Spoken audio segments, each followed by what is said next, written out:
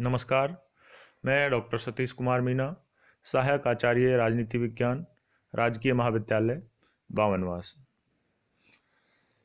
इन ई content व्याख्यानों की श्रृंखला में आप सभी का स्वागत है। आज हम राजनीति विज्ञान के अर्थ और परिभाषा के बारे में सामान्य चर्चा करेंगे। जैसा कि आप सबको विदित है, राजनीति विज्ञान का उद्भव अत्यंत प्राचीन है। यूनानी विचारक अरस्तु को इसका पिता कहा जाता है। यूनानी चिंतन में प्लेटो का आदर्शवाद और अरस्तु के बुद्धिवाद को समाहित है। राजनीति शास्त्र या राजनीति विज्ञान अत्यंत प्राचीन विषय है। प्रारंभ में इसे स्वतंत्र विषय के रूप में नहीं स्वीकारा गया, लेकिन राजनीति विज्ञान का अध्ययन प्राचीन समय में नीति शास्त्र, दर्शन शास्त्र, इतिहास और विधि शास्त्र आदि अवधारणाओं के आधार पर किया जाता था। आधुनिक समय में इसे न केवल स्वतंत्र विषय के रूप में स्वीकारा गया है, अपितु सामाजिक विज्ञानों के संदर्भ में इसका पर्याप्त विकास हुआ है। राजनीति विज्ञान का अध्ययन आज के संदर्भ में पहले की अपेक्षा एक और जहां अत्यधिक महत्वपूर्ण है, वहीं दूसरी ओर यह अत्यंत जटिल भी हो गया है। राजनीति विज्ञान का महत्व इस तथ्य से प्रकट होता है कि आज राजनीतिक प्रक्रिया का अध्ययन राष्ट्रीय और अंतर्राष्ट्रीय दोनों प्रकार की राजनीति को समझने के लिए आवश्यक है। प्रक्रिया के अध्ययन से ही वास्तविक राजनीति एवं उनके भीतर अवस्थित तथ्यों का ज्ञान संभव है। राजनीति विज्ञान की जटिलता उसके अतिव्यापी रूप व उससे उत्पन्न स्वरूप प्रकृति से जुड़ी हुई है, क्योंकि आज राजनीति विज्ञान राजनीतिक और गैर राजनीतिक दोनों प्रकार के तत्वों से संबंधित है। राजनीति विज्ञान की जटिलता है वो इसका प्रमुख कारण इसमें अन्य तत्वों का या इसके विषय क्षेत्र का बढ़ जाना है। राजनीतिक तत्व प्रत्यक्ष रूप से राजनीतिक प्रक्रिया को संचालित करते हैं।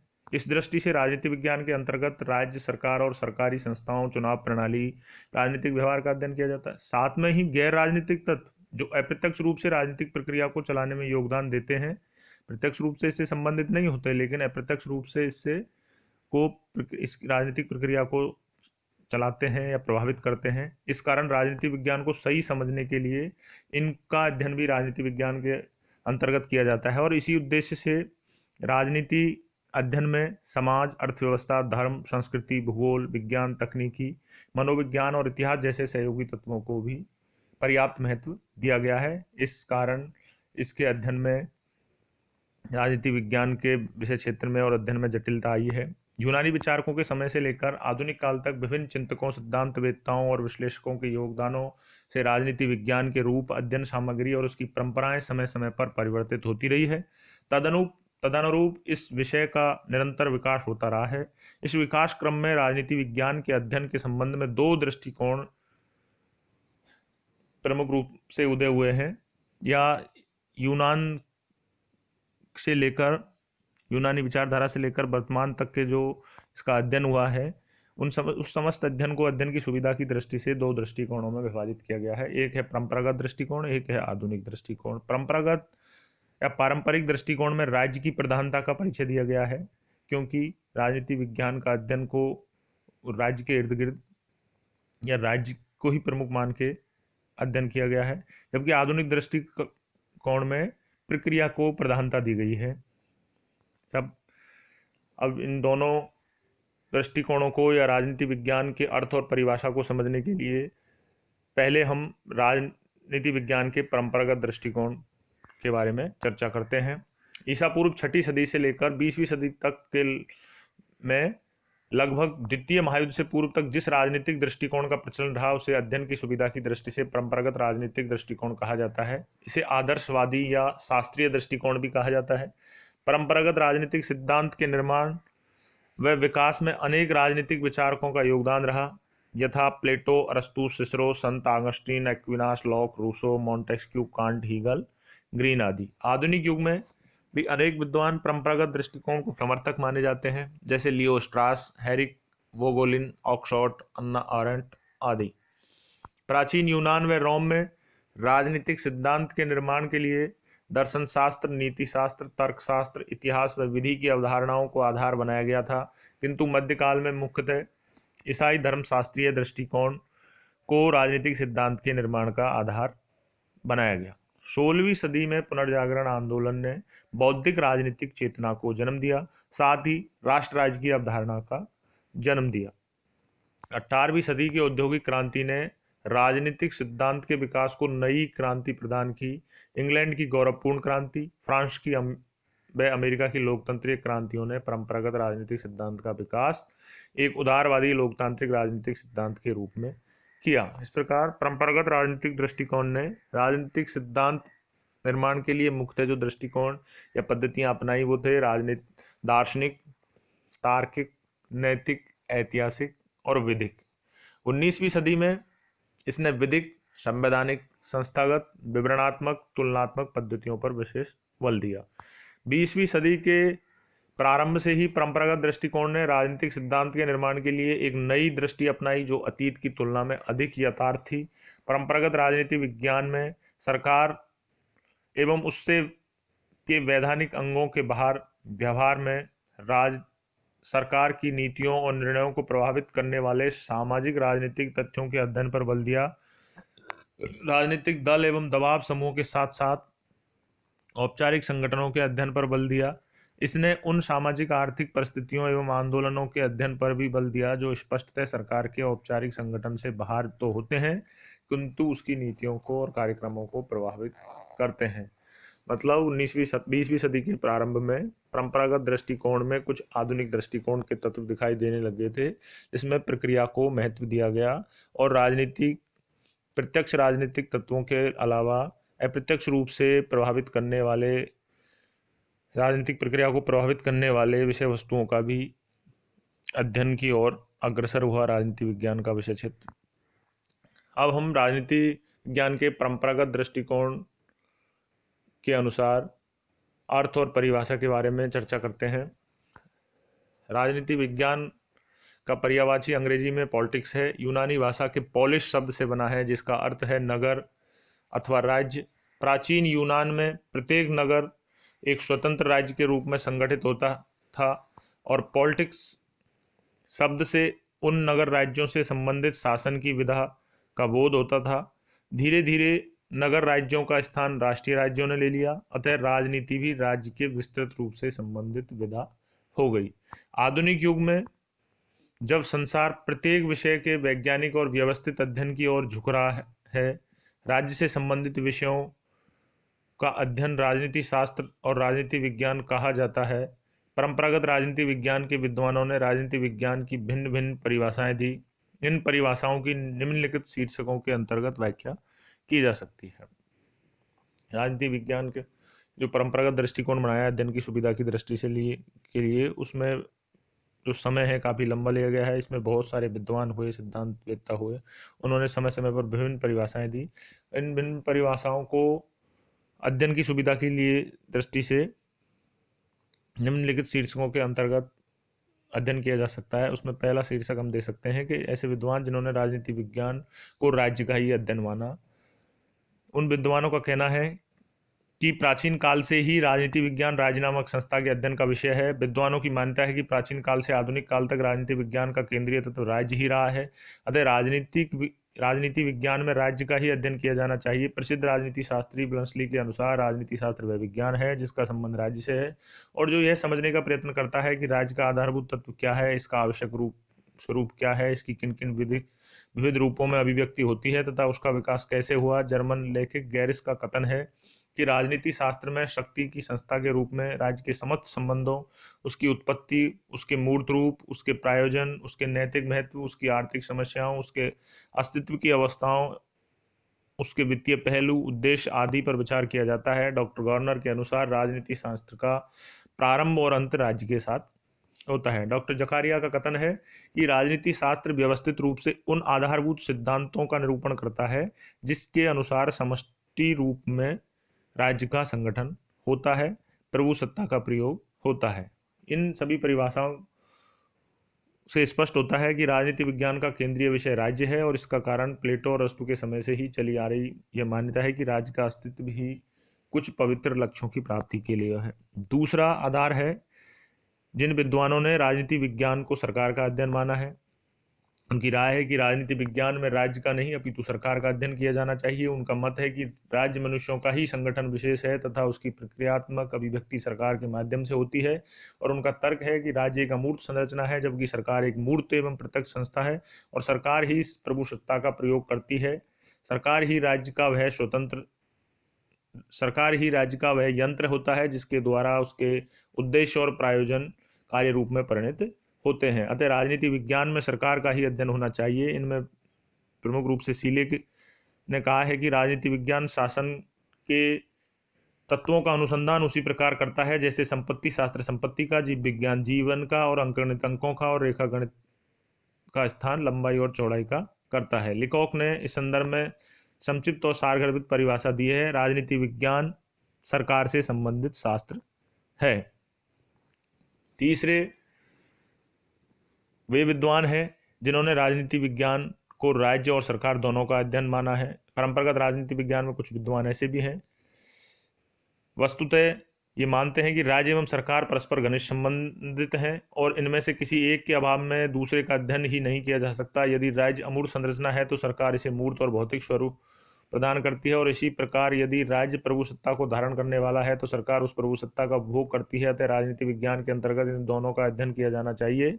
पॉल जेनेट के अनुसार राजनीति विज्ञान सामाजिक विज्ञानों का वह अंग है जिसमें राज्य का आधार और सरकार के सिद्धांतों पर विचार किया जाता है। डिमॉक के अनुसार राजनीति विज्ञान का संबंध राज्य और उसके साधन सरकार से है। गिलक्राइस्ट ने संक्षिप्त परिभाषा देते हुए कहा है कि राजनीति विज्ञान राज्य व सरकार की सामान्य समस्याओं का अध्ययन करता है।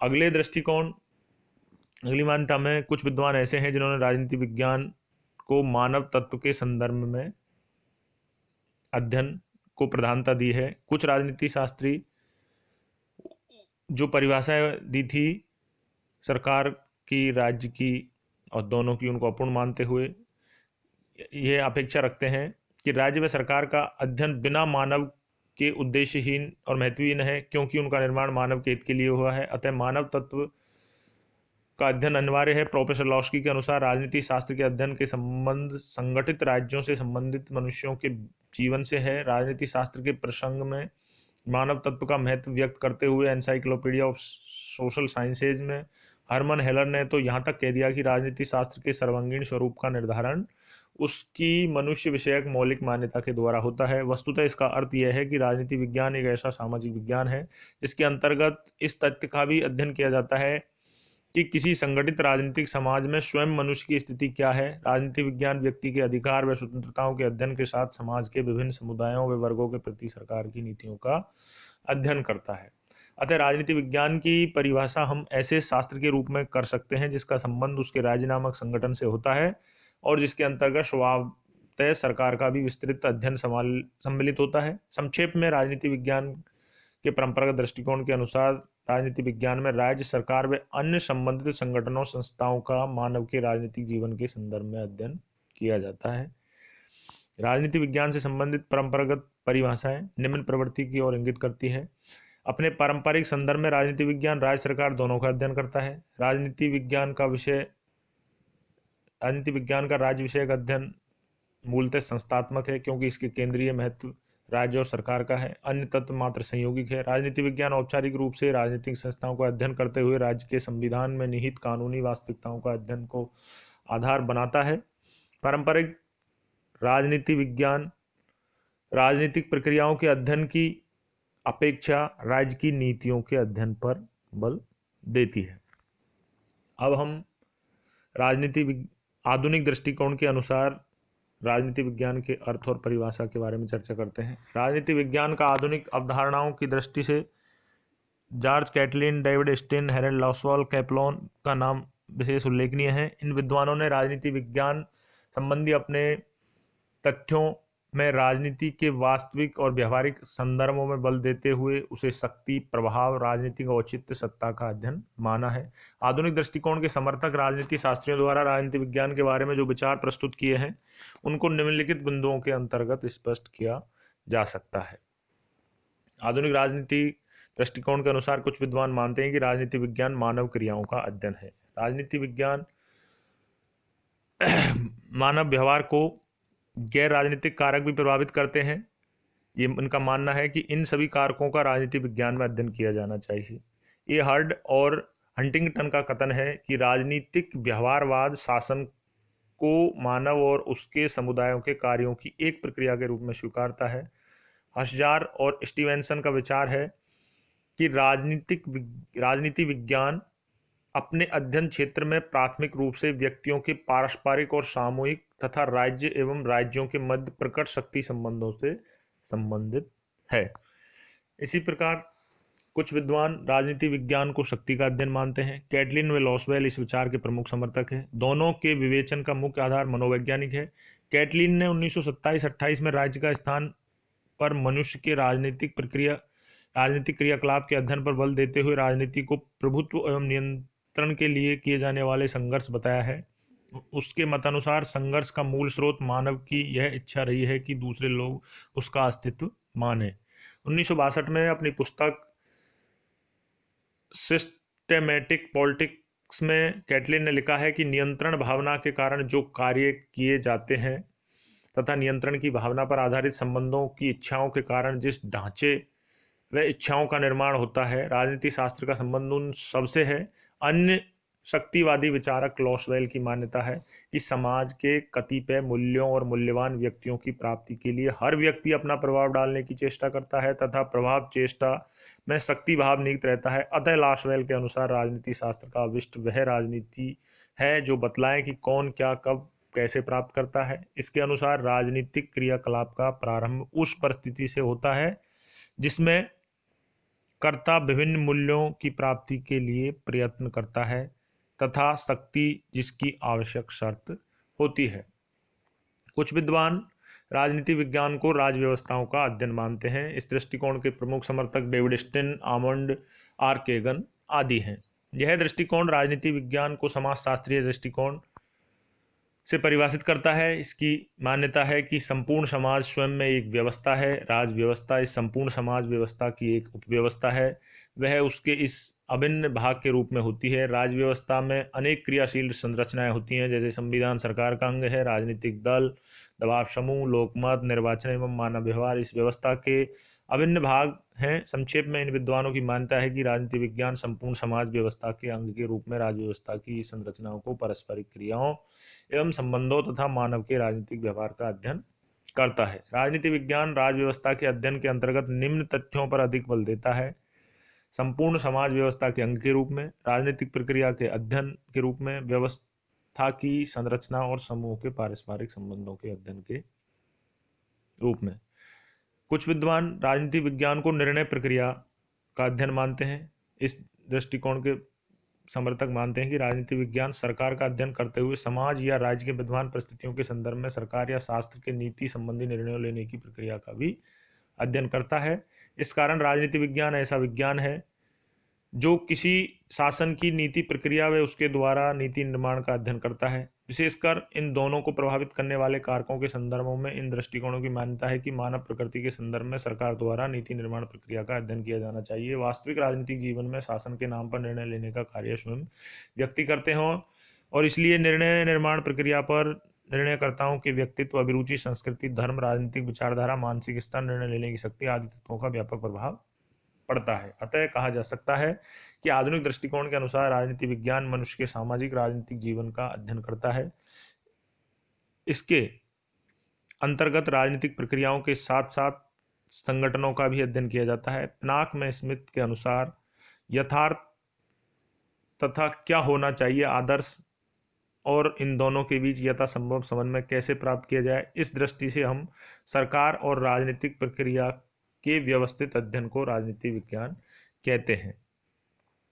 परंपरागत दृष्टिकोण में राज्य के अध्ययन को महत्ता दी गई और आधुनिक दृष्टिकोण में प्रक्रिया को महत्व दिया गया। दोनों ही दृष्टिकोण अपनी जगह सही हैं और दोनों ही दृष्टिकोणों में राजनीति विज्ञान को समय परिस्थितियों के अनुसार परिमार्जित रूप को परिभाषित किया गया। धन्यवाद, नमस्कार।